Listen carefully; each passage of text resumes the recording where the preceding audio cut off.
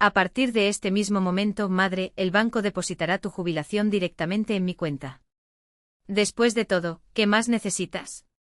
Un rincón tranquilo para esperar que llegue la muerte. Apreté mis labios con fuerza, incapaz de pronunciar una sola palabra. Pero fue esa noche cuando abrió el refrigerador y se quedó helado en su lugar, que todo cambió. Lo que vio ante él lo dejó paralizado de horror. Antes de continuar, dime, ¿desde dónde estás viendo esto y cuántos años tienes? Porque esta historia necesita ser escuchada. A partir de ese día, mamá, tu jubilación sería mía. No necesitas nada más, solo un rincón para apagarte poco a poco. Yo estaba allí, escuchando esas palabras, y el dolor en mi garganta era tan fuerte que no salió ni un suspiro. Solo aire caliente atrapado en tu pecho. No pude responder. Pero esa mañana, cuando abrió el frigorífico, finalmente le di mi respuesta, a mi manera. La puerta se abrió y él se quedó quieto. Luego gritó. Un rugido que atravesó el silencio de la casa como una cuchilla cortando la piel arrugada. Agudo, estridente. Tan fuerte que los perros del patio empezaron a aullar, como si sintieran que algo se había roto en su interior. La luz del porche de la cercana Marfa se encendió al instante. Sergio, del otro lado de la calle, salió mirando por la puerta chirriante. Las ventanas se iluminaron, las cortinas se movieron. ¿Y yo? Me balanceé en mi vieja silla de mimbre en el porche trasero, envuelta en el chal de lana que mi madre me tejió hace 40 años. Mirando al cielo, intentando contar estrellas. 1, 2, 3. Perdí la cuenta cuando el segundo grito resonó. Y por primera vez en 60 o 70 años, realmente sonreí. Porque por primera vez alguien gritaba por mí. Te estarás preguntando, ¿qué madre es esta que sonríe mientras su propio hijo grita de dolor? ¿Qué mujer permanece impasible, meciéndose en una silla, mientras se desata el infierno dentro de su casa? Te digo, es el que se ha reducido a polvo en los últimos 3 meses. La que quedó reducida a una sombra dentro de su propia casa. Aquella a quien su hijo le robó no solo su dinero, sino también su voz y su dignidad. Mi historia, la que todavía hace que mi corazón se acelere y mis manos tiemblen de rabia reprimida, no comienza con un grito. Comienza con un entierro. Hace 3 meses, cuando enterramos a mi marido y sin saberlo, enterramos junto a él mi libertad. Pero antes de sumergirnos en este espinoso camino, te pido una cosa, si me estás escuchando ahora, suscríbete a este canal. Presiona ese botón rojo. Historias como la mía necesitan resonar. Algunos se reconocerán a sí mismos. Otros tal vez puedan detener la tragedia a tiempo. Lo que nos espera es algo que a muchos les da vergüenza siquiera pensar, y mucho menos decir en voz alta. Luego en los comentarios cuéntame, ¿alguna vez has experimentado algo similar, aunque sea un poco? Ahora volvamos. Hasta el día en que todo se vino abajo. Era una mañana gris de julio, húmeda y pesada. El cielo sobre el cementerio de Tula parecía una sábana sucia, la tierra blanda bajo los pies y los arreglos funerarios marchitándose antes de tiempo. Enterramos a Mikhail Andrianovich y sentí que mi pecho se partía en 2. La mitad lloró. Por nuestros 42 años juntos. Por las mañanas sin tus ronquidos a tu lado. Por el olor de tu jabón en la toalla. Por las peleas tontas frente al televisor, cuando él, aunque controlador, era mío. Me pertenecía. 42 años no se pueden borrar con un solo suspiro. Nos entrelazamos unos con otros con hilos de amor y fricción, de silencios y explosiones. Pero la otra mitad, y todavía me da vergüenza admitirlo, dio un suspiro de alivio. No por la felicidad, no. Para una extraña y tranquila sensación de ligereza. Mikhail nunca me golpeó, nunca llegó borracho ni armó un escándalo. Era un hombre íntegro y trabajador. Pero todo en casa pasó por sus manos. Cada centavo. Trabajé 40 años como profesora. Mi voz se ha ido, mi columna también. La jubilación recayó en su cuenta. Me daba 8.000 rublos al mes para comida y para mí. Como la asignación de un adolescente. ¿Querías un vestido? ¿Zapatos? ¿Un café en la ciudad? Primero, demostró que era necesario. Necesitamos ahorrar dinero, Raisa, dijo. ¿Y si pasa algo, qué podría pasar? La casa estaba pagada, sin deudas. Pero el dinero era suyo, guardado como agua en un pozo seco, por miedo a que se escapara. Cuando murió, la casa estaba vacía. Aterrador. Y por primera vez, la mía. 2 semanas después me llamaron al registro civil. Elvira Sergeyevna, una mujer delgada y precisa, con gafas de alambre y un ligero olor a perfume caro, abrió una carpeta delante de mí. Confieso que la mitad de los términos legales se me pasaron por la cabeza. Pero algunos números me despertaron de inmediato. Nuestra casa, en un barrio tranquilo, valía más de 6 millones de rublos sin deudas. Y lo más importante, según el testamento, todo era mío. Solo el mío. Tu marido quería que estuvieras protegida, se ajustó las gafas mientras hablaba. Y había más, si mi hijo alguna vez intentara reclamar la casa o el dinero, todo se destinaría a la caridad. Me quedé paralizado. Mikhail, en vida, nunca había dicho una palabra. Pero luego recordé cómo fruncía el ceño cada vez que Dmitri aparecía con sus proyectos y solicitudes de préstamos. No confiaba en su hijo. Y nunca me lo dijo. Y no fue solo eso. Había ahorros, seguros de vida. 1.270.000 rublos. Más mi jubilación, 32.000 mensuales. Estás a salvo, Raisa Nikolaevna, dijo. Salí de allí con las piernas temblorosas, atónito. Nunca en mi vida nada había sido realmente mío. La casa, el dinero, las decisiones. Caminé por la calle pensando que podía comprarme un vestido sin pedir permiso. Que podía viajar, renovar el salón, invitar a cenar a quien quisiera. Esa libertad me aterrorizaba y al mismo tiempo, era dulce como la miel. En casa miré a mi alrededor, el sofá desgastado, el papel de la pared despegado, el televisor viejo, los muebles pesados. Me imaginé paredes luminosas, un sofá nuevo, una reparación decente. Un viaje al mar. Unos zapatos de calidad, no los de un vendedor ambulante. Me acordé de aquel sofá celeste de la tienda, valorado en 28.000, que llevaba meses mirando con ganas. ¿Por qué no? Pensé. Una vez en mi vida puedo hacerme un regalo. Pero la sonrisa duró poco. 2 días después, alguien llamó a la puerta. La abrí y lo supe enseguida, la desgracia no había entrado por la ventana, ni siquiera de noche. Llegó de día con zapatos lustrados y una sonrisa falsa. Frente a mí estaba mi hijo Dmitri, de 40 años. 2 maletas grandes, una mochila a la espalda, una mirada llena de certeza. Hola, mamá, dijo pasando a mi lado sin esperar una invitación. Me quedaré aquí por un tiempo. Necesitamos hablar. Entonces, con 2 maletas y una sonrisa de plástico, invadió mi casa.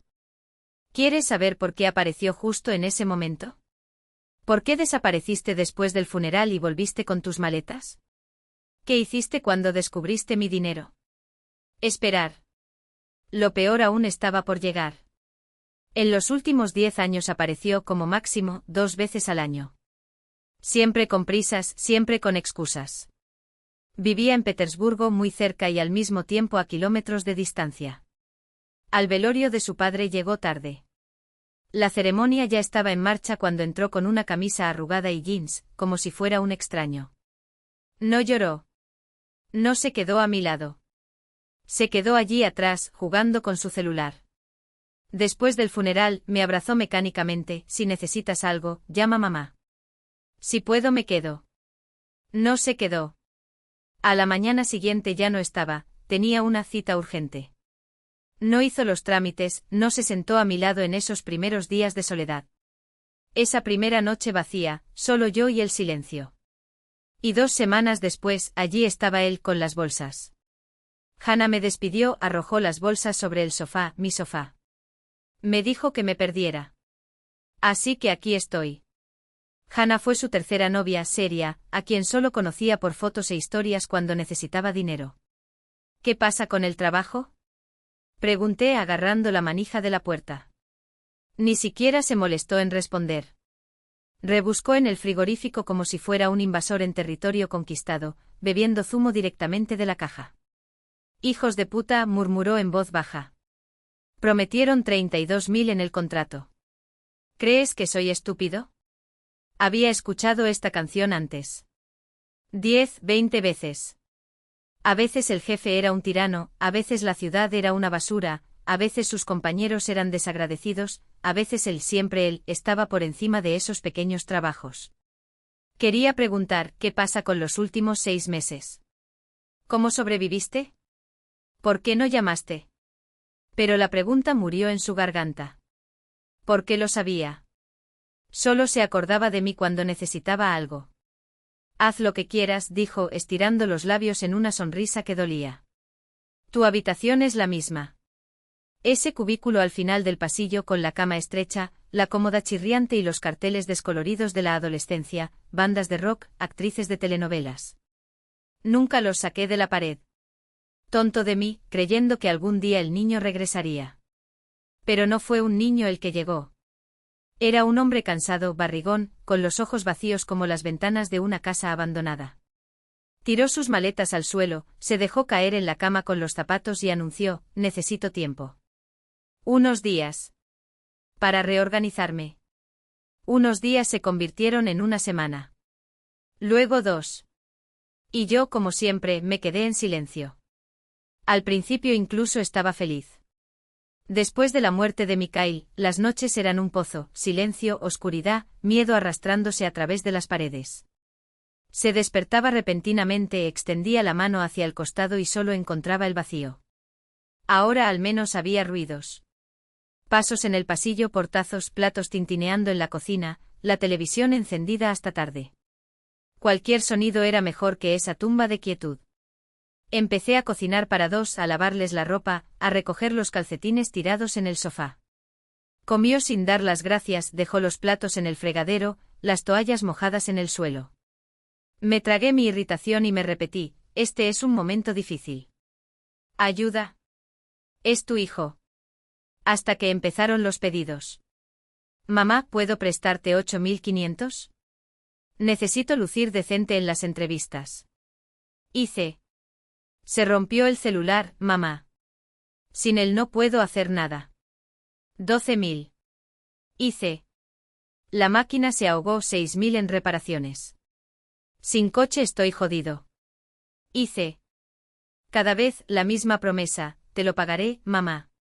Te lo juro. En cuanto encuentre trabajo. Pero el trabajo no llegó. El dinero no regresó. Mis ahorros, Elvira Sergeyevna, cuenta 00012345667, menguaban con cada transferencia.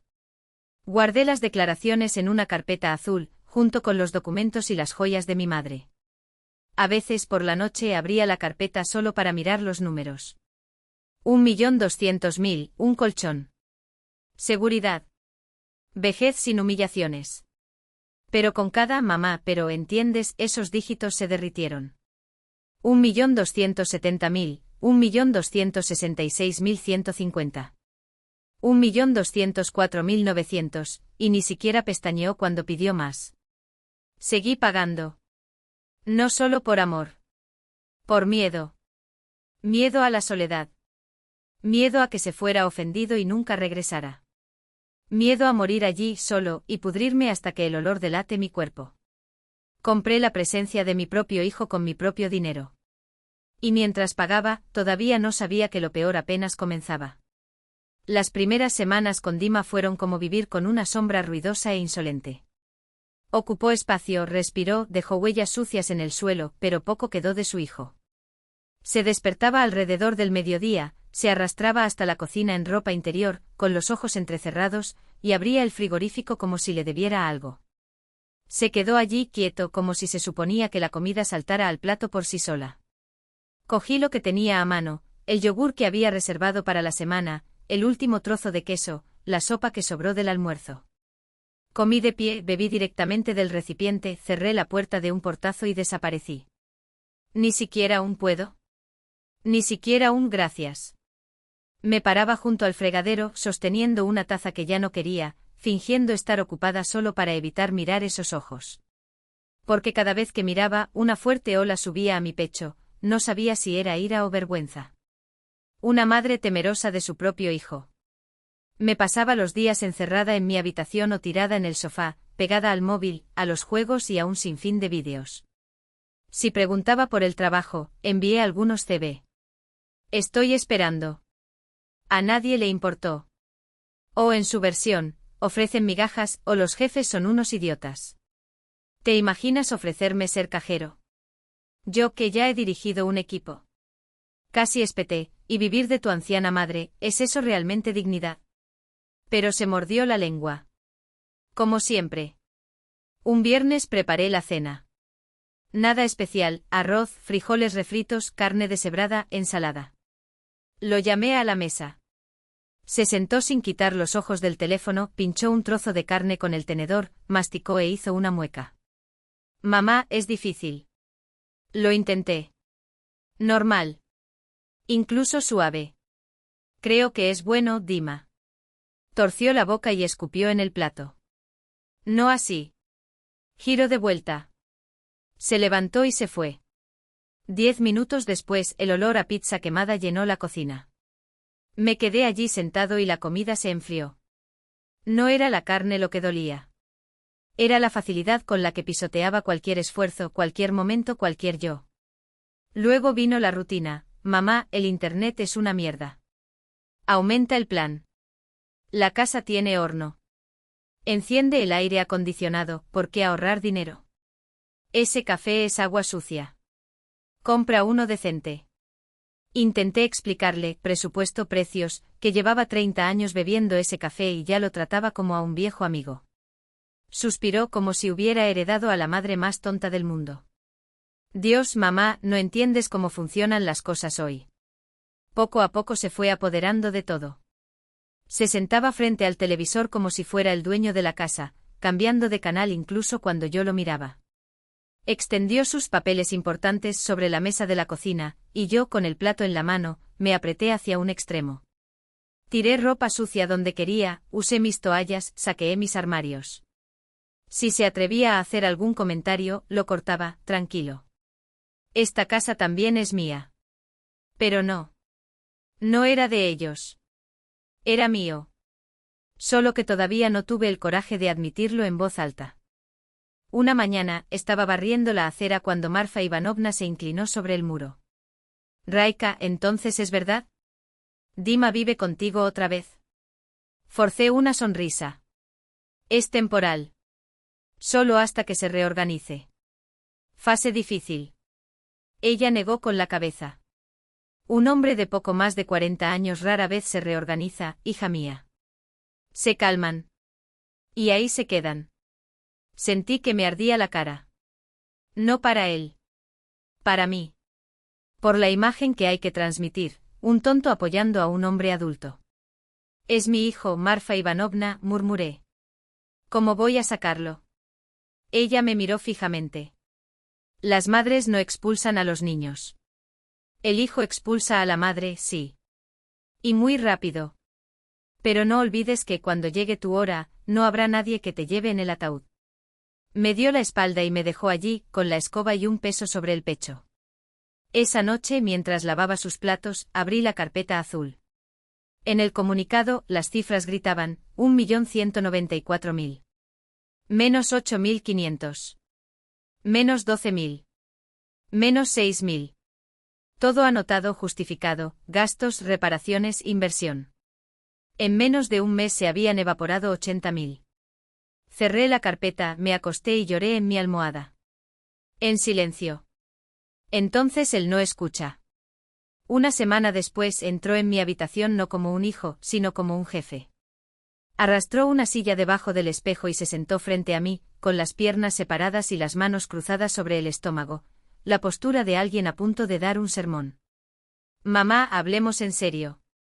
Me heló por dentro. ¿Acerca de? ¿Tu dinero? ¿Mi casa? ¿Mi futuro? Habló con la calma de un ejecutivo. No había preocupación en la voz. Solo cálculo. No se puede vivir así, sin un plan, sin control. Ahora que estoy aquí, voy a tomar las riendas. No necesito el control de otras personas, Dima. Puedo arreglármelas solo, respondí, pero mi voz era débil. Suspiró como un médico ante un paciente testarudo. Mamá, ya tienes más de 60. La memoria falla, es normal. Olvídate del gas, deja la llave en la puerta. Las personas mayores son blancos fáciles. Y yo. Me preocupo por ti, mamá. Esa frase, dicha con un tono casi clínico, me traspasó como una aguja. ¿Y? Mi cabeza funciona perfectamente, respondí, pero él ya levantó la mano, cortando mi protesta en el aire. ¿Eso crees? Lo veo desde afuera. Y lo que veo no es bonito. No me dejó insertar ni una sola palabra. Necesitamos unificarlo todo. Su voz era un martillo golpeando clavos, la pensión, los ahorros, cada centavo que había ahorrado con sudor. Pagaré las cuentas, haré las compras y me aseguraré de que nadie te engañe. No tienes que preocuparte por nada. Viva en paz. Las palabras fueron suaves, pero dentro de mí algo crujió, de manera desigual, como una puerta oxidada al abrirse a la fuerza. A ver, murmuré más por instinto que por convicción. No lo veremos. Ya vamos al banco. A la mañana siguiente me sacó de la cama antes de que el sol apareciera en el horizonte. Levantarse. Tenemos una cita con el gerente. Todavía estaba en bata, mi cabello estaba enredado por el sueño, mis pies estaban descalzos sobre el frío suelo. Podría haber dicho que no. Podría haberle cerrado la puerta en la cara. Pero él no lo dijo. No lo hice. En el banco me tomó del brazo como si fuera un niño perdido entre la multitud. Entramos al despacho de un joven con un traje impecable y una sonrisa profesional en el rostro. Buenas tardes, Raisa Nikolayevna. Tu hijo te lo explicó todo. Quiere formalizar un poder para que pueda gestionar su cuenta. Miré al director y luego a Dima. Su dedo índice trazó un lento círculo sobre mi hombro, presionando hasta que me dolió. Es solo para hacer las cosas más fáciles, mamá. Así ya no tendrás que enfrentarte a colas ni a la burocracia. Haré todo por ti. Hablaron de mí como si no estuviera ya allí. Con este poder, su hijo podrá pagar facturas, retirar dinero y transferir cantidades. Es un procedimiento estándar cuando los padres crecen. Envejecen. La palabra resonó en mis oídos como una bofetada. Yo no era una carga. Caminé. Pensé. Calculado. Pero sus ojos ya me estaban midiendo como a un mueble viejo, una molestia que hay que gestionar. Quiero pensar, lo intenté, pero sus dedos se clavaron en mi clavícula, una garra disfrazada de cariño. Mamá, ¿vinimos aquí para nada? Su voz era miel cubierta de vidrio esmerilado. Suscribir. Soy tu hijo. El bolígrafo pareció deslizarse solo entre mis dedos. Garabateé el nombre sin siquiera leer la letra pequeña. Cuando nos fuimos, sonrió satisfecho y me entregó un café y un panecillo con queso como quien le da un hueso a un perro obediente. Listo. Ahora todo está bajo control. Vive para tu propio placer. Pero lo que yo quería era no comer. Estaba desapareciendo. Me ardía la garganta, tenía las manos frías y el aire de agosto se volvió repentinamente pesado como el plomo. 2 días después se apoyaba en el frigorífico mientras yo pelaba patatas, con los brazos cruzados y la voz plana como un anuncio oficial. Mamá, hablé con el banco. A partir del próximo mes tu pensión se depositará directamente en mi cuenta. Es más práctico. ¿En tu cuenta? Ese era mi dinero, Dima. Frunció el ceño como si hubiera dicho algo absurdo. Pago por todo. Yo controlo todo. ¿Por qué es tan difícil confiar? No necesitas casi nada. Hay techo, hay comida, compro la medicina. Viva en paz. No necesitas casi nada. En ese momento me agarré al borde del lavabo con los nudillos blancos de tanto apretar, y entendí, había entregado las llaves de mi propia vida. Y él no se lo devolvería. No sin luchar. Todo cambió después de eso. Y no para mejor. Dima tomó el mando. Las compras en el supermercado las empezó a hacer él. Regresó con bolsas de pasta barata, pollo cuestionable y frijoles llenos de piedras. ¿Por qué pagar más, mamá? Se justificó mientras yo por las noches recogía grano a grano, con la espalda doliendo y los ojos ardiendo. Comes poco. No necesitas lujo. Una vez le dije, Dima, ¿podría comprar un tarro de aceitunas? Me encantan las aceitunas. No los he comido en 40 años por culpa de tu padre. Él resopló con incredulidad. ¿Aceitunas? ¿Has perdido la cabeza? Este es un artículo rico. ¿Crees que somos millonarios? Respiré hondo, dispuesta a discutir, pero su voz cortó el aire. Se fue, mamá. Ahora distribuyo el dinero correctamente. Para el futuro. Basta ya de caprichos infantiles. No compré las aceitunas. Y a partir de ahí dejé de pedir nada. 2 semanas después, cambió la contraseña de Wi-Fi. ¿Para qué? Yo pregunté. Porque no entiendes nada de esto. Y desperdicia datos para nada. Libero cuando es necesario. ¿Liberar? Como si el aire estuviera racionado. Comenzó a monitorear la luz. Si se me olvidó una bombilla en la cocina, mamá, ¿estás en tu sano juicio? La electricidad cuesta oro. Tratarme como a un niño. A fin de mes, me llamó a la habitación y colocó 4 billetes sobre la mesa. Toma, madre. Tu dinero. Conté 4.000 rublos.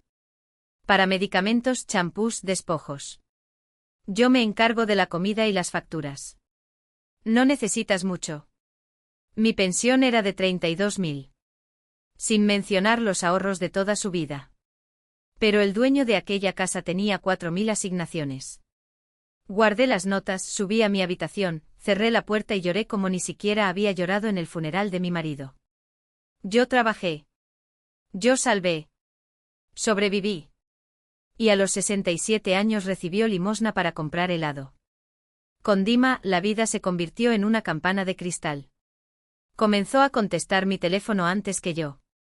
Cuando llamó Valía, mi amiga de la infancia, respondió con voz untuosa: Valentina, tu madre no se encuentra bien. Presión arterial alta, no puedo emocionarme. Cuando mejore te lo haré saber. Estaba a 2 pasos, escuchando todo. Mi presión arterial era normal. Hasta que dijo eso. Después de la 3.ª vez, Valía dejó de llamar. Estaba sola en la casa, con Dima y sus reglas. Cuando alguien llamaba a la puerta, la cartera, la vecina Marfa Ivanovna, él se adelantaba bloqueándole el paso. Mi madre está en la cama. No puedes dejarte conmover. Vuelve otro día. Como si fuera un paciente postrado en cama. Me quedé en el pasillo, escuchando cómo se decretaba mi propia invisibilidad, con la boca seca y las palabras atascadas en la garganta. Dentro de mí algo se disparó. Hasta que un día saqué del armario mi vestido favorito, ese de flores que llevaba en los años 70, cuando todavía me sentía guapa. ¿Por qué no? Sigo siendo una mujer viva. Bajé a la cocina con él. Dima me miró de arriba a abajo con los labios torcidos en una sonrisa cruel. Mamá, ¿a dónde piensas llegar con este circo? Ya pasó su mejor momento. Se vuelve ridículo. Regresé a la habitación en silencio, cambiándome el vestido por un suéter gastado. En el espejo ya no vi a ninguna mujer. Vi una sombra, una mancha gris contra la pared. Él ganó. Dejé de discutir. Dejé de preguntar. Dejé de existir. Hasta que, sin querer, vi la verdad. Una tarde, cuando Dima salió, dejó su cuaderno abierto sobre la mesa de la cocina. El grifo goteaba, fascinante. Nunca fui alguien que fisgoneara, siempre lo consideré básico, pero algo me empujó. Un clic. Una pantalla iluminada. Mensajes con un proveedor de materiales de construcción. Presupuestos. Dirección de entrega, Rua Lesnaya, 4, apartamento 31. Un edificio nuevo, de esos caros que vi en los anuncios. Últimos pisos, azulejos importados, grifería de diseño. El valor total del pedido, más de 120.000 rublos. A continuación, comprobante de transferencia. Mi estómago se revolvió. Abra el historial de transacciones. Un escalofrío recorrió mi espalda. Compra de electrodomésticos. Muebles. Reformas. Siempre los mismos números, 9182375. Mi cuenta. Mi dinero. Nuestra casa ni siquiera aparecía en la lista. Luego encontré los pagos de la hipoteca. 170.000. Lo sumé todo en mi cabeza, más de $500,000 en 2 meses. Por su futuro. Me senté en la silla como si me hubieran cortado las piernas. Palmas sudorosas, visión borrosa. Él no estaba manejando. Estaba robando. Y lo peor, yo mismo le había dado el cuchillo. Cuando Dima regresó, todavía estaba allí, inmóvil. Pasó junto a mí con indiferencia. «Mamá, ¿tienes algo para comer?» No respondí. No tenía fuerzas. No tenía palabras. Esa noche, tumbada en la oscuridad, mi cerebro daba vueltas en círculos. ¿Qué harás? ¿Ir a la policía? Dices que firmé un papel y ahora me arrepiento. Se reirían en mi cara. Es tu culpa. Parecía no haber salida. O podría manejarlo. O pudrirse en silencio. Hasta que un miércoles cualquiera me arrojó en la mano 200 billetes de 100 rublos. Ir al mercado. Compra jabón y esponjas. Si sobra algo, coge una barra de pan. 200 rublos. Por todo. Esperé a que se cerrara la puerta, me puse mi abrigo viejo y los zapatos más cómodos. Tomé la bolsa. Y me fui. Caminé hasta el mercado. La parada de autobús estaba lejos, pero el sol de septiembre me calentaba la cara y el viento jugueteaba con mi pelo. Y de repente una ligereza. Estoy solo. Sin tu aliento en mi cuello. Sin tus reglas. Compré el jabón más barato, las esponjas más finas. Y con el cambio no me dieron pan. Cogí un tarro de aceitunas. Hice cola con el paquete de detergente en la mano, las esponjas baratas y un botón suelto en el bolsillo. Cuando escuché mi nombre detrás de mí, me di la vuelta lentamente. Alí. El mismo Alí de siempre, impecable, lleno de energía, el carrito repleto de cosas normales, queso, pan fresco, fruta que no estaba marchita. Y yo con mi detergente en polvo y mis esponjas de segunda. Ella me miró con los ojos entrecerrados. ¿Qué te pasa? La voz era aguda, pero no cruel. Eres un esqueleto. ¿En qué harapos saliste de casa? ¿Lo que está sucediendo? Está bien, Valia, solo estoy cansada. Dieta, mentí forzando una sonrisa amarilla. Sus cejas se arquearon. ¿Qué dieta, Ray, a los 60 años? Ella no esperó una respuesta. Pagó sus compras, incluso pagó mi pan, que yo ni siquiera había comprado, y me arrastró hasta el café más cercano. Pidió 2 cafés y un trozo de tarta de zanahoria. Come, ordenó. No quiero. Come, Ray. La voz no admitió respuesta. Le di un mordisco. Y luego vino el sabor, dulce, húmedo y rico. Algo que no había probado en meses. Las lágrimas brotaron antes de que pudiera detenerlas. Y con ellos la verdad. Le dije todo. El poder lo firmé como un idiota. Los 4.000 se retiraron como si fueran cambio por pan. La humillación de arreglar su apartamento con mi dinero. Cuando terminé, lo único que quedaba era el papel de seda arrugado entre mis dedos. Valia guardó silencio. Luego, con una calma que me asustó, «Estás viviendo con un parásito, Ray». «Es mi hijo», susurré. «No». Ella me agarró la muñeca. «Es un parásito. Y te está comiendo porque lo dejas». «No lo dejo. Tengo miedo. Si lo echo, estaré solo». «Mejor sola que esto», se inclinó hacia adelante. «Esto no es cuidado. No es amor. Es violencia. Y no parará». Bajé los ojos. Ella tenía razón. Y odié que así fuera. «El poder se puede cancelar», dijo con dureza. «Hoy. Con un abogado decente». La palabra abogado sonó como un disparo, aterrador, pero también como una puerta abriéndose. ¿Y si se entera? ¿Qué pasa si te enojas? Es demasiado tarde para tener miedo, Ray. Ella me estrechó la mano. ¿Quieres vivir bajo su bota o realmente quieres vivir? Algo dentro de mí se rompió. Una pequeña chispa. Conozco uno, dijo Valia. Igor Vladimirovich. Competente. Antes de que pudiera protestar, ella ya estaba marcando el número. Casos de violencia financiera. Sí, hoy. Ahora. Una hora más tarde estaba sentado en una pequeña oficina, oliendo a café y papel. Igor Vladimirovich hojeó mis extractos, el poder y las notas garabateadas en un cuaderno escolar. Luego miró hacia arriba. Raisa Nikolayevna, te tratan como a una billetera. Este no es un asunto de familia. Hizo una pausa. Esto es un crimen. Por primera vez en años sentí que lo que me estaban haciendo no era normal. Y tal vez, solo tal vez, todavía tuviera un arma. Se quitó las gafas y las dejó sobre la mesa. Esto es violencia financiera. Extorsión. Lo que hace tu hijo son crímenes. Me temblaban las manos. Pero firmé el poder. Firmó para que él ayudara. Para no vaciar tu cuenta. Se inclinó. Nadie tiene derecho a tomar lo que es suyo. Ni siquiera un hijo. La palabra nadie sonaba a escudo. ¿Y ahora? Mi voz todavía temblaba, pero no de miedo. Ahora un plan, respondió, lo necesito. Primero, cancelamos el poder en la notaría y en el banco. Segundo, cambiamos todas las contraseñas, PIN, bloqueamos cualquier acceso a sus cuentas. Tercero, reunimos pruebas, declaraciones, cheques, todo lo relacionado con ese apartamento y sus compras. Cuarto, presentamos una denuncia ante la policía. Quinto, levantó un dedo, hemos preparado una acción para recuperar la pérdida.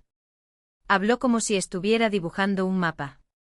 Y con cada palabra me sentía menos como una anciana tonta y más como una mujer con opciones. ¿Estás listo? Me miró a los ojos. Valia me apretó la mano debajo de la mesa. No tiembles, Ray. Respiré profundamente. Soy.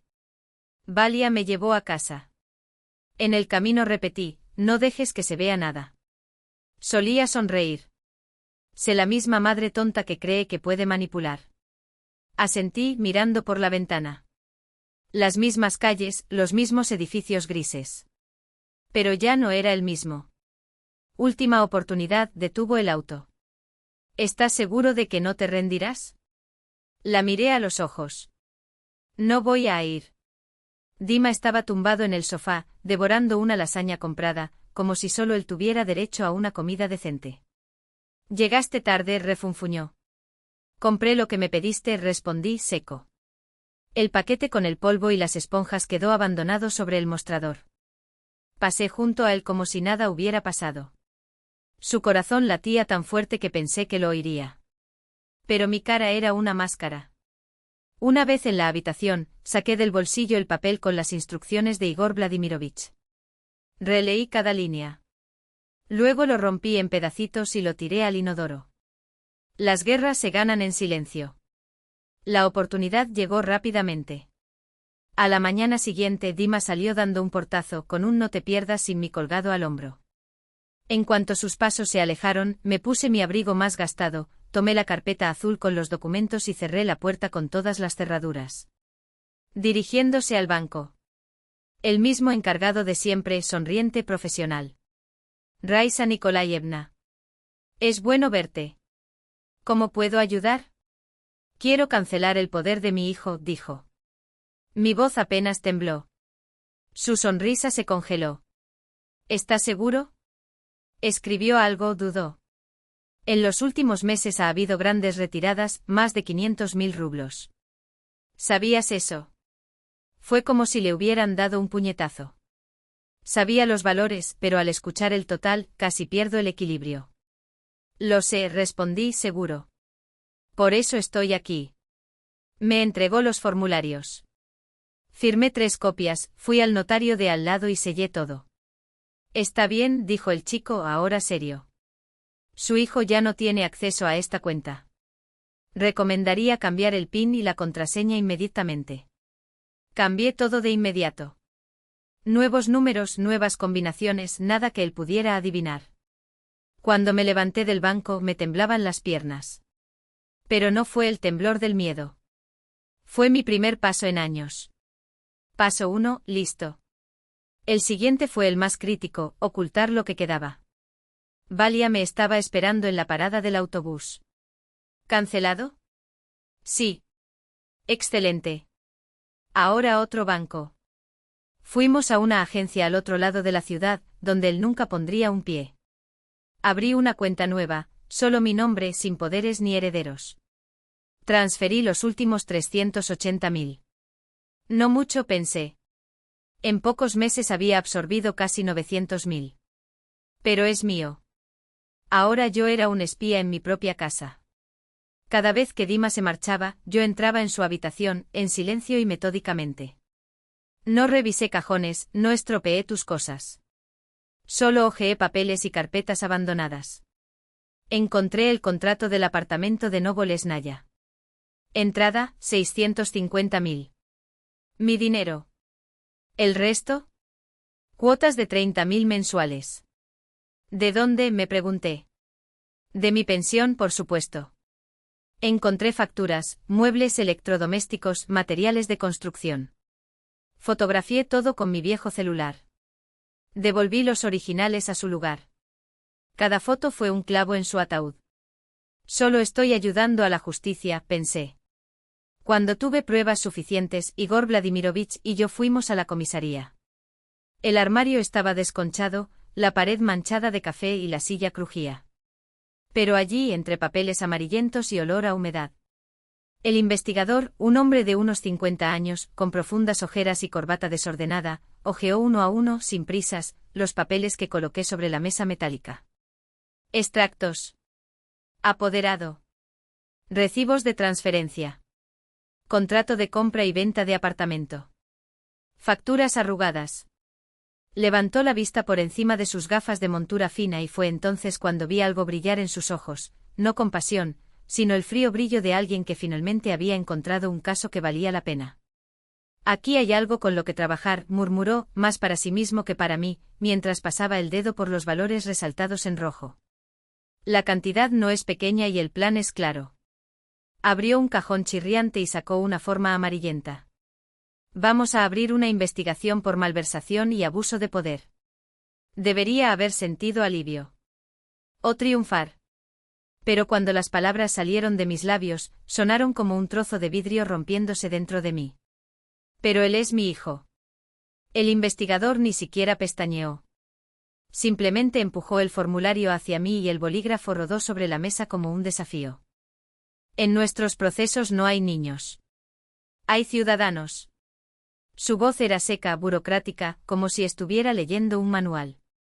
Y los ciudadanos son responsables de lo que hacen. Sostuvo mi mano temblorosa por un momento, no suavemente, sino con la firmeza de alguien que ha visto muchas manos así, flotando vacilantes sobre papeles que lo cambiarían todo. ¿Estás seguro de que estás listo para esto? Miré los documentos dispersos, números, sellos, firmas que parecían gritar. Mis uñas, antes siempre bien cuidadas, ahora están mordidas hasta la cutícula. Respiré profundamente. El aire olía a tinta de impresora y a café viejo. Firmé el informe policial con una letra que apenas reconocí como mía. El bolígrafo arañó el papel. Cuando levanté la vista, Igor Vladimirovich ya estaba de pie, ajustándose su raído abrigo. Ahora, lo más importante, dijo en voz baja, mientras salíamos del edificio que apestaba a desesperación y pintura descascarada. Finge que nada ha cambiado. Que piense que todavía controla el juego. Anui. Y en los días siguientes jugué el papel que él siempre quiso que desempeñara, la madre agradecida, la anciana ingenua que cuenta cada moneda como si fuera una bendición. Cociné sus platos favoritos, limpié la casa hasta que los rincones brillaron, recibí los 4.000 rublos al mes con una sonrisa de «gracias, hijo». Escuché sus conferencias sobre lo afortunada que era de tener un hijo tan responsable, mientras él, sin saberlo, planeaba sus últimos días en esa casa. Por la noche, acostada en la cama, no contaba el dinero. Conté los días. 1, 2, 10, 20. El poder ya había sido revocado. La cuenta está bloqueada. El proceso está en curso. Y él, ajeno a todo, seguía construyendo castillos con mi sudor, convencido de que su anciana madre jamás se atrevería a desafiarlo. Hasta que llegó el momento. Ese lunes Dimitri se fue como siempre con la arrogancia de quien cree que el mundo le debe algo. Sabía dónde estaría, soñando con su nueva vida en el apartamento de la calle Lesnaya, comprado con mis años de ahorros, mis noches de insomnio, mis ahorros destrozados en facturas que nunca imaginó que vería. Esperé a que el sonido de la puerta se cerrara. Entonces abrí el refrigerador. Y comencé a vaciarlo. El jamón que amaba. Los caros pelmeni los compró para nosotros. El queso importado, las salchichas ahumadas, las botellas de cerveza que bebía como si fueran agua. Incluso los restos de la lasaña que había preparado el domingo con aire de generosidad. Todo acabó en la bolsa de basura, excepto 2 huevos, una rebanada de pan y un tarro de mermelada. Suficiente para mi desayuno. En el estante superior dejé una nota. A partir de hoy, si no trabajas, no comes. Bienvenido a la realidad. Cerré el frigorífico con un clic seco. Saqué la basura, lavé el fregadero hasta que el acero cantó, me envolví en el gastado chal y sentí que me quitaban el peso de los hombros por primera vez en años. Me senté en la mecedora del porche, donde el aire de la noche traía el olor a tierra húmeda y a gasolina de los pocos coches que pasaban a lo lejos. Y esperé. Volvió tarde como siempre. La puerta se cerró con la violencia de quien cree que el mundo le pertenece. Escuché los pasos pesados en la entrada, el chirrido de los zapatos al ser pateados, los murmullos de impaciencia mientras buscaba en el refrigerador. Silencio. Un grito. Madre. ¿Qué diablos es esto?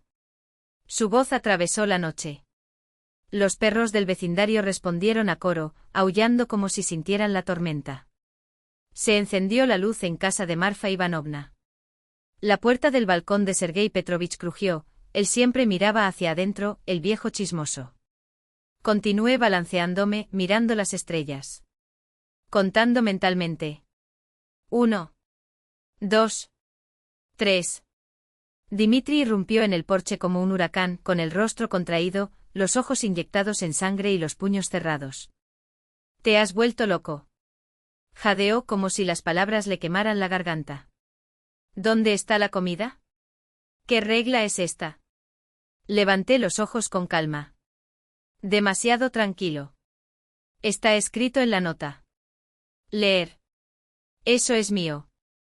Gritó sacudiendo el refrigerador como si ella fuera culpable. Aquí pago todo.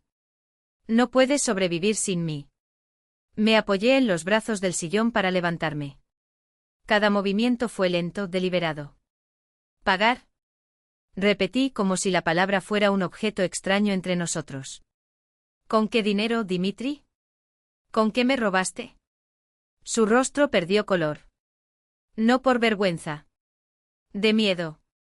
Revisaste mis cosas, siseó como si ese fuera el verdadero crimen. En mi casa, corregí. Con mi dinero compraste tu nueva vida. En 3 meses gastó casi 900.000 rublos. Y me dio 4.000 para champú. Bajé la voz, cada sílaba era un golpe. ¿Para usted eso es administrar? Te lo iba a explicar. Tartamudeó con las manos temblorosas. Fue una inversión. Alquilaríamos el apartamento, tendríamos ingresos. ¿Para los dos? Acabas de decir que soy viejo y estúpido, lo interrumpí. Que no entendí nada. Que sin ti me hundiría. Sonreí y el sonido que salió de mí fue seco, triste. Pero, ¿sabes qué? Lo entendí. Entendí cada factura. Cada transferencia. Cada mentira que me dijiste mientras contaba mis ahorros. Dio un paso adelante, su rostro a centímetros del mío, su aliento caliente y agrio. ¿Y qué vas a hacer, Se burló. ¿Ir a la policía? ¿Quién te creerá? Firmé los papeles, anciana. Ahora espera. Tomándome mi tiempo, tomé la carpeta a mi lado. Saqué una pila de copias, páginas que parecían arder en sus manos mientras me las arrebataba. Ya fui, dijo simplemente. Sus ojos saltaban de una línea a otra. Revocación del poder. Bloqueo de cuenta. El atestado policial, sellado, firmado, irrevocable. Eso no es posible, murmuró como si las palabras pudieran deshacer la tinta. ¿Y sí? Señalé el periódico. Ahí no eres mi hijo. Es solo un ciudadano. Y los ciudadanos son responsables de sus acciones. Tiró los documentos al suelo. Se acercó, ya no gritando, pero con una nota quebrada en la voz, casi infantil. Vámonos juntos ahora. Resolvamos esto. Somos familia. La familia no hace lo que tú hiciste, respondí. Mamá, por favor, suplicó arrodillándose en el porche con las manos aferradas a mi falda como un náufrago. Lo lamento. Lo devolveré todo. Voy a conseguir un trabajo. Simplemente no me denuncies. Lo miré durante mucho tiempo. El niño al que había amamantado. El adolescente que lo defendió de sus propios errores. El hombre que poco a poco se había transformado en algo que ya no reconocía. ¿Devolverlo? Pregunté en voz baja. ¿Con qué dinero? ¿Con el alquiler de tu nueva casa, comprada con lo que me robaste? Bajó la cabeza. Saqué otro trozo de papel de mi bolsillo. Doblado por la mitad con sello fresco. Tienes 48 horas, dijo sin odio, sin piedad. Solo una tranquila certeza.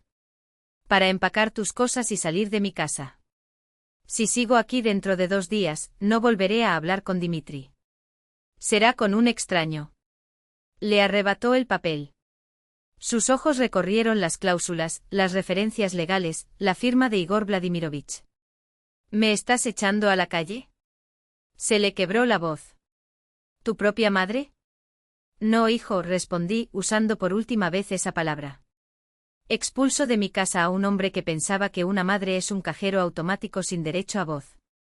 Cayó de rodillas, sus manos aferrándose a la tela de mi falda como si pudiera retenerme allí, en el pasado que él mismo había destruido. Mami, no hagas eso. Yo cambio. Juro que cambio. ¿Sabes lo difícil que es la vida para mí? Eran los mismos versos de siempre.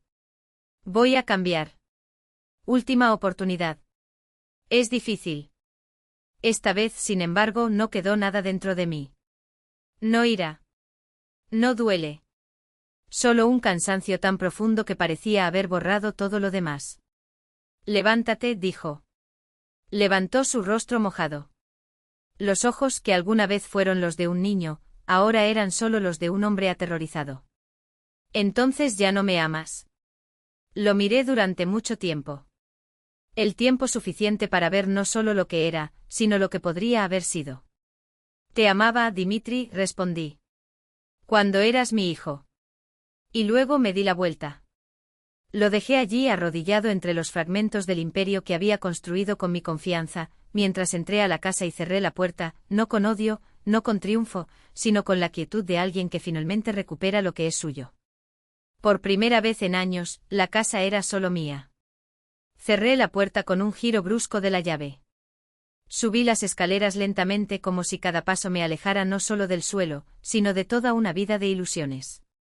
Me encerré en mi habitación por segunda vez esa noche y por primera vez en décadas, el silencio no fue un castigo, sino un refugio. Dormí como si acabara de salir de un largo ahogamiento.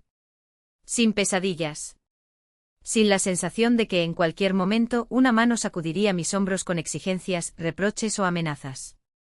Era como si, después de años de respirar a través de un paño húmedo, alguien hubiera abierto la ventana y dejado entrar el limpio viento de la mañana.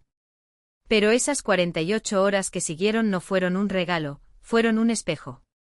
Y los espejos, cuando se rompen, se cortan. El primer día fue un animal enjaulado. Dimitri deambulaba por la casa como una bestia entre barrotes, puertas cerrándose con calculada violencia, puños clavados en la mesa como martillos, miradas fijas en el vacío como si intentara perforar las paredes con la fuerza del odio. Llegó con la voz aceitosa de quien todavía cree tener poder. Mamá, sentémonos. Exageraste. Hablemos, cancela esta denuncia. Sin mí te va a ser difícil. Me miré las manos, marcadas por años de trabajo que él nunca supo valorar. Ya es difícil, respondí. Y es gracias a ti. Cambió de táctica. La voz temblaba, los ojos brillaban con la cómoda humedad de la víctima. Tú eres todo lo que tengo. ¿A dónde voy? Soy tu único hijo. Deberías haber pensado en eso, dijo cuando convertiste mi tarjeta de crédito en un cajero automático privado. Su desesperación era un espectáculo patético, un mal actor interpretando un papel que no merecía un Oscar. Finalmente llegó la amenaza, el último as bajo la manga de quien ya no tiene cartas, si no te rindes, voy a armar un escándalo. Los vecinos lo sabrán. La familia lo sabrá. Dirán que eres una vieja loca, capaz de denunciar a su propio hijo. Sonrisa. No una sonrisa de victoria, sino una de cansancio tan profundo que ya no duele. Déjalos decir. Porque por primera vez estaba más cansado de tener miedo que de cualquier otra cosa. Él no lo creyó. Pasó la noche observando mis movimientos, como si esperara que me derrumbara, que corriera tras él de rodillas, pidiéndole perdón por atreverme a defenderme. Pero dormí. No tan profundamente como la primera noche, pero sin ese nudo en la garganta, sin la sensación de que tragaba cristal con cada respiración. Al segundo día se marchitó. Se sentó en el sofá con la mirada en blanco, las cenizas del cigarrillo caían al suelo como nieve sucia. Estaba hablando por teléfono con alguien, una voz ronca y quejosa, el acto de un hombre traicionado. Cuando entró en mi habitación y se detuvo en la puerta, supe que era el final. Así que eso es todo. No te hará cambiar de opinión. No, Dima. Mi voz no tembló. Ya no viviré de mi miedo. Viviré de mi paz. Sus ojos eran un torbellino de ira, resentimiento, cálculo y autocompasión. Está bien, escupió como si hiciera una concesión, y se fue. Al día siguiente regresé del mercado con bolsas pesadas. En la entrada sus maletas estaban hechas, la mochila maltrecha, la chaqueta de cuero que le regalé por su cumpleaños número 25, los zapatos que siempre dejaba tirados en medio de la habitación. Sin billete. Sin despedidas. Sin abrazos. Solo el silencio que dejó atrás, un silencio que por una vez, no fue una amenaza sino una liberación. Dejé las bolsas en la cocina, me quité el abrigo y respiré hondo. El primer sentimiento no fue dolor. Fue un alivio. Como si al cerrar la puerta tras él, alguien hubiera abierto todas las ventanas de la casa y dejado escapar el olor agrio a alcohol barato y mentiras. Pero la historia no terminó ahí. Había profundizado demasiado como para que todo se redujera a un desacuerdo familiar. 3 días después sonó el teléfono. Era Elvira Sergeyevna, la abogada de Mikhail. Raisa Nikolayevna, buenos días. ¿Podrías venir aquí? Tengo un documento que me dejó tu difunto marido. Mis entrañas se tensaron. ¿Qué documento? Una carta. Me pidió que la entregara solo en una situación específica. Su voz era suave, pero las palabras cayeron como piedras. Según tengo entendido, ese momento ha llegado. Me quedé en silencio. Las palabras de Mikhail, escritas años antes, resonaron como un presagio. Iré allí, respondí. No fue una petición. Era una certeza que una vez más, él me había protegido, incluso después de su muerte. Valía me recogió en casa. No hizo preguntas. Solo dije, vamos. En el despacho de Elvira no hubo excesos de formalidades. Sacó de una caja fuerte un sobre grueso, sellado con cera y estampado con el sello que Mikhail usaba para documentos importantes. En letras firmes, aunque algunas temblorosas, señal de que ya estaba enferma cuando escribió, se leía, para Raisa. Abre solo si Dima se convierte en lo que temo. Me temblaron las manos cuando rompí el sello. Dentro páginas de papel amarillento, la frase familiar de mi marido, algunas letras bailando fuera de línea, como si la enfermedad ya estuviera luchando contra su determinación. Leí en voz alta, más para mí que para Valía. Raisa, si estás leyendo esto es porque tenía razón. Y me duele más escribir estas palabras que permanecer tanto tiempo en silencio. Durante años he visto algo en nuestro hijo que te niegas a ver. Nunca estuvo débil. Tenía frío. Cuando un niño lloraba, él reía. Cuando el perro del vecino murió atropellado, dijo, ¿y qué? Era solo un perro. Sofocó un maíz astuto. Mentía para nosos rostos con una facilidad que asustaba. Roubaba dinheiro da mina carteira, inventaba historias. A 3 anos, yo até mi manoite pedir una grande cuantía emprestada. Ameacou procesarme se na odese. Dei. Depois verifiquei, no había dívida alguna. El dinero fue para una moto. Entonces entendí, no era rebeldía de adolescente. Era él. Por iso fiz o testamento como fiz. Una casa es súa. Nen un centavo para ele. Após súa morte todo vai para caridade, longe das maos dele.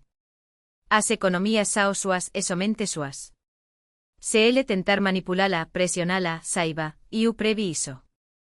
E o máis importante, voce nao tem culpa. Voce foi unha boa mae. Amou. O que ele escoleu foi escola dele, nao súa. Se precisarse defender, defenderse. Nao o lamento máis do que lamento a min mesmo por nao ter falado antes. Paguei advogados para te auxiliar se o demonio que temo se manifestará. Eres más fuerte de lo que crees. Perdóname por no decírtelo. Cuando terminé, tenía la cara mojada. Pero no eran lágrimas de dolor ni de miedo. Eran lágrimas de alivio. Sabiendo que después de todo, no me había vuelto loca. Que alguien, el hombre que me conocía mejor que nadie, había visto la misma sombra que yo había intentado ignorar durante tanto tiempo. Valía exhaló silenciosamente. ¿Ves? Él lo sabía. Y él la protegió. Elvira Sergeevna añadió, su marido pagó por adelantado la asistencia jurídica. Si el caso llega a los tribunales, no estará solo. Miré el sobre la firma de Mikhail, las cartas que incluso temblorosas, mantenían la firmeza de quien no deja nada al azar. Él que en vida quiso controlarlo todo, había extendido su mano más allá de la muerte para apoyarme. Gracias, murmuré. No solo ellos. Para él.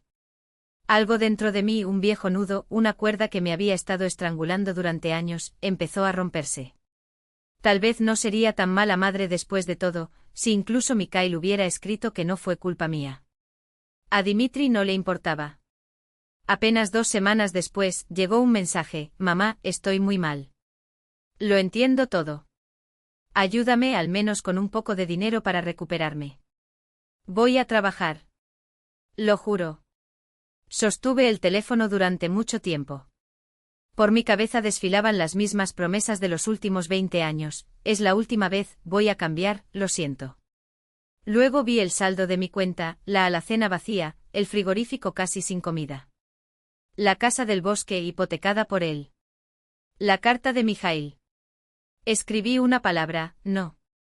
Y bloqueé tu número. Me temblaban las manos, pero no de miedo. Estaban temblando porque acababa de trazar una línea en la arena y por primera vez no iba a regresar.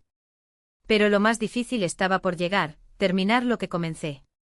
Reconstruir mi vida como si, al fin y al cabo, tuviera derecho a vivirla. 6 meses antes me senté en la oscuridad, conté cada moneda y temblé al escuchar sus pasos en las escaleras. Ahora a veces me despierto y pienso, ¿es esta realmente mi vida? Pero para llegar hasta aquí se necesitó algo más que coraje. Era necesario hacer lo que Dimitri nunca esperó, no darse por vencido. El abogado Igor Vladimirovich me mantuvo informado. El investigador consiguió los extractos bancarios, los recibos de transferencias, los esquemas que desviaron mi dinero hacia su nueva vida. No hubo escenas cinematográficas dramáticas. Dimitri intentó salirse con la suya, mi madre me dejó, fue un préstamo, me confundí, pero los periódicos no mienten. La sentencia fue la que debía ser: reconocimiento de apropiación indebida. Obligación de devolver parte del importe, 500.000 rublos. La casa de Floresta salió a subasta, saldamos la deuda y el resto me lo devolvieron. Eso no fue todo lo que robó. Pero fue suficiente para sentir que no solo me habían borrado y desechado. Me paré frente a la puerta del foro con el sobre de decisión en mis manos. En el interior no solo había papeles. Fue el fin de una era. Y por primera vez en mucho tiempo, el comienzo de otro. Sostuve los recibos entre mis dedos y por primera vez en años, una tranquila certeza se apoderó de mí, no los había perdido. Lo más extraño fue que no sentía ni alegría ni amargura. Solo una profunda quietud, como si finalmente hubiera hecho lo que tenía que hacer y el resto, su camino, ya no me pertenecía. La nueva etapa comenzó sin estridencias. Dimka no regresó. No apareció debajo de mi ventana, no suplicó, no puso excusas.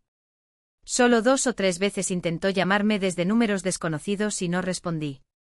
En mi interior ya se había solidificado un no silencioso, firme como una piedra. La casa, antes repleta de su presencia asfixiante, ahora parecía extrañamente vacía, no en el sentido de abandono, sino de libertad. Fue Valia quien un día dijo mientras fregaba los armarios: no hace falta lavar solo las paredes, Raísa. Hay que lavar el aire. ¿Qué quieres decir? Yo pregunté. Para un residente normal. Joven. Para trabajar. Para vivir. Para que esta casa pueda volver a respirar. Miré a mi alrededor, demasiadas habitaciones, haciéndose eco de la soledad. Pon un anuncio, insistió. 6.500 para el más pequeño, ese que le encantaba ocupar para lamentar su vida. ¿Alguien lo querrá? 2 días después apareció ella. O mejor dicho, apareció porque para mí cualquier mujer menor de 30 años seguía siendo una niña. Mi nombre es Clara, dijo en voz baja, deteniéndose en la puerta, apretando con las manos la correa de un bolso gastado. Soy técnica de enfermería, trabajo como asistente en un hospital. Con mis padres es complicado. Alquilar sola es la parte más difícil. Sus rizos oscuros estaban cuidadosamente recogidos, sus ojos eran claros y directos, su abrigo estaba desgastado pero impecablemente limpio. No vi a ningún inquilino. Vi a una persona aferrándose a sus últimas fuerzas para no pedir limosna. 6.500, dije. Cocina compartida. Yo cocino, no dejas platos amontonados. Reglas simples: respetar la casa, respetar a quienes viven en ella. Sus labios se torcieron por un segundo. Acepto. Gracias. Y así entró Clara, y con ella el olor del café de la mañana, ligeras risas en la cocina, libros extraños sobre la mesa del salón, sábanas dobladas con cuidado. Ella no era una hija.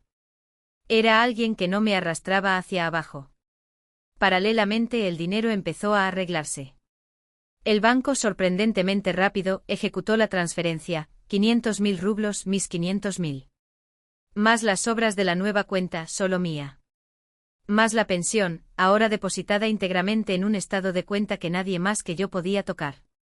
Me senté a la mesa con la carpeta azul, esta vez renovada, sin lágrimas, y allí estaba el número, 700 y pico. No fue una fortuna. Pero bastó para que la vejez dejara de ser una sentencia. No me apresuré a comprar ese sofá azul de 28.000. En su lugar, elegí un beige sencillo y suave. Pinté las paredes de un blanco suave. Reemplacé las pesadas cortinas por telas ligeras. Planté flores en jardineras en el balcón. Cada pequeño gesto repetía la misma frase: aquí las cosas no viven. La gente vive aquí. Fue Valia quien me arrastró al principio de mala gana, al círculo de mujeres de la iglesia local. Allí, sentados alrededor de las mesas de té, estábamos, cansados, riendo, testarudos. Cada uno con su propia historia. Una había aguantado a un marido alcohólico durante décadas. Otra había entregado el apartamento a su nieto para regularizar, y ahora vivía del apuro. Una tercera, exvendedora, descubrió que su hijo, con un poder, había vaciado su cuenta dejándola con migajas. Bebimos té, hicimos pelmení para donaciones y nos reímos. Y cuando alguien decía que su hijo es de mi sangre, ¿cómo voy a negarlo? Algo en mí se contraía. Hasta que un día Elena Petrovna, líder del grupo, le preguntó: Raísa Nikolayevna, cuenta tu historia. ¿Conseguiste defenderte? Necesitan oírla. Me levanté. Me temblaban ligeramente las manos, pero ya lo sabía: permanecer en silencio solo le dio a Dinkas más coraje. Le dije todo. El poder notarial falsificado. Los 4.000 robados. La nevera vacía. La casa en el bosque, la solicitud de Mikhail, el proceso, el no que finalmente había salido de mi garganta. Cuando terminé, el silencio en la habitación era denso. Entonces se levantó una mujer mayor que yo: mi hijo también pone todo a su nombre. Dice: ¿por qué tienes miedo, madre? Soy tu sangre. La miré a los ojos y por primera vez dije en voz alta lo que me llevó años comprender: hija, no estás obligada a dar tu vida solo porque es sangre. La sangre que te chupa ya no es familia. Acuda a un abogado. Anular los poderes. Sálvate mientras todavía hay tiempo. Los ojos de K se llenaron de lágrimas. Ella asintió. Gracias, susurró. Otros empezaron a moverse, a hablar, a hacer preguntas. En sus rostros vi lo que alguna vez fue mío, miedo, culpa, un hilo de esperanza. Y fue entonces cuando entendí, lo que me pasó podría ser simplemente una cicatriz, o un arma. Elegí el segundo. Hoy han pasado meses. A veces me despierto y en lugar de comprobar si alguien ha invadido mi vida, mi bolsillo, mis pensamientos, simplemente respiro. Mi casa. Mi aire. Esa mañana bajé y olí a huevos fritos y a pan recién hecho. Clara ya estaba en la cocina, con un delantal y los rizos recogidos, revolviendo la sartén. Buenos días, Raísa Nikolayevna, se volvió hacia mí sonriendo. Hoy no hace falta cocinar. Ya hice tortilla, tostadas, tomates cortados y té caliente. Nada extraordinario. Un desayuno común. Pero hecho para mí. Sin deudas, sin chantajes, solo humanidad. Gracias, hija, casi se me escapa. Corregí. Clarochka. Ella se encogió de hombros. Yo también puedo. Nos sentamos. Comimos en paz, sin gritos, sin hacer muecas ante la carne dura, sin móviles extraños sobre la mesa. Habló de la práctica en el hospital, de las ancianas difíciles, de una que se disculpaba por seguir viva. No estorbes, quería decirle mentalmente. Ni tú ni yo estorbamos a nadie solo por existir. Cuando Clara se fue, saqué la caja del armario. En el interior, los extractos actualizados, 700 y algunos miles. Pensión al día. El alquiler es de 6.500 al mes y cubre las pequeñas cosas, una reparación aquí, un medicamento allá, sin preocupaciones. No me hice rico. Simplemente dejé de ser la seguridad de otra persona. Guardé los papeles. Pensé que podría comprarme un vestido sin pedir permiso a nadie. Eso podría. No renové la casa para brillar. Simplemente blanqueé las paredes, reemplacé las cortinas oscuras con telas claras, compré ese sofá beige donde ahora me acuesto ingrávido por las noches. En el pasillo una estantería para los zapatos de Clara. En el patio trasero cajas con flores. No por estética, no por los vecinos, por el simple placer de ver algo crecer en lugar de marchitarse. A veces me sorprendo pensando, aquí estaba sentado, aquí gritaba, aquí conté mis 4.000 en silencio. Pero luego con firmeza aparto esas imágenes. Lo era. Pero ya no me gobierna. Ahora, los miércoles tenemos nuestro círculo. En la sala de la iglesia ponemos las mesas, tomamos té, alguien pela patatas para las piraguas comunitarias, alguien más simplemente escucha. Ya no soy el único que habla. K apareció una semana después de mi historia, con un fajo de papeles. Renuncié el poder, dijo. Mi hijo gritó, pero no pudo hacer nada. Gracias, Raísa. Otra mujer dijo que acudió a la Defensoría del Pueblo para preguntar cómo protegerse. Un tercero transfirió la pensión nuevamente a su nombre. No nos volvemos invencibles. Simplemente dejamos de tragarnos todo en silencio. A veces, después de estas reuniones, vuelvo caminando. Respirar. Observo a las jóvenes corriendo para coger la furgoneta, a los hombres con bolsas corriendo después del trabajo. Y creo que es extraño que nosotros, los mayores, creamos hasta el último momento que se lo debemos todo a todos, menos a nosotros mismos. Algún tiempo después, una conocida me dijo que había visto a Dima. Alquiló una habitación cerca de la zona industrial y encontró trabajo en alguna empresa. Está vivo, camina, no está descalzo. No conozco los detalles ni pregunto. Muchos me preguntan, ¿y si vuelve? Si realmente pide perdón. No me gusta mentir, así que respondo honestamente, no le deseo ningún daño. No quiero que se pudra en la cárcel ni que duerma bajo un puente. Hice todo lo que pude como madre, cargué, di a luz, crié, alimenté, salvé, soporté. El resto es su elección. ¿Volverás? No sé. ¿Creeré? Yo tampoco lo sé. Pero una cosa estoy segura, no volveré a esa vida en la que ocupaba un rincón para sobrevivir con 4.000 rublos al mes, ni para recibir perdón. A veces por la noche tomo la carta de Mikhail. Leí 2 líneas, lo devolví. Bueno, Ticón, el anciano tenía razón, para las niñas resultó ser un hombre. Pero tampoco fallé. Y siento que donde quiera que esté, ya no frunce el ceño, simplemente descansa en paz. Una de esas noches, cuando llegué a casa, había una caja en la puerta, atada con una cinta. Una nota, Raisa Nikolayevna. Gracias por hacerme creer que es posible vivir honestamente. Eres la madre que nunca tuve. Clara. Lo abrí. En su interior, un chal de lana verde musgo cuidadosamente trenzado, petas uniformes, calentitas, confeccionadas con alma. Me senté en mi sillón, me eché el chal sobre los hombros y de repente entendí algo sencillo: la familia no es la que aparece en el papel. Ni siquiera los que gritan más fuerte: yo soy tu sangre. La familia son aquellos que no tratan tu vida como su propiedad. No me convertí en un héroe. No tengo un final de cuento de hadas. Vivo en una casa corriente en una ciudad corriente. Recibo una pensión común. A veces me duelen las rodillas. A veces extraño al niño que alguna vez fue Dima. A veces me pregunto si hice lo correcto. Pero cada vez que por la mañana recojo mi cartera, pago mis cuentas, decido solo qué comprar, con quién hablar, a quién dejar entrar en mi casa, lo entiendo: peor de lo que ya era, no será. Porque dejé de ser mi propio enemigo. Lo más valioso que tengo ahora no es dinero, es una frontera. Llegué tarde a ella, pero llegué allí. Si has escuchado hasta aquí y algo dentro de ti te duele no por curiosidad, sino por reconocimiento, haz una cosa: pregúntate honestamente en qué parte de tu vida ya no vives, sino que solo existes gracias a la tranquilidad de alguien. Y si encuentras este rincón, debes saber, no estás obligado a morir en silencio en él.